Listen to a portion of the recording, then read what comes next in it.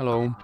In this video I will show you how to enable Google Assistant to work on lock screen on SONY Xperia 1 Mark 6. So you have to start by opening your Google application, then click on your avatar and go to settings. Now you have to click on Google Assistant and then click on Hey Google and Voice Match.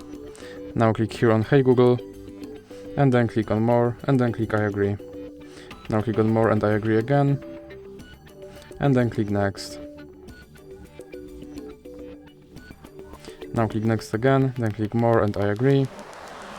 And then click on Retrain Voice Match Model. Okay Google, what's the weather tomorrow? Okay Google, set a timer for 5 minutes. Hey Google, make a call. Hey Google, remind me to water my plants every Monday. Now click Next, then click Next, click More and I agree. Then you have to click back and click on lock screen and make sure that this first option stays on.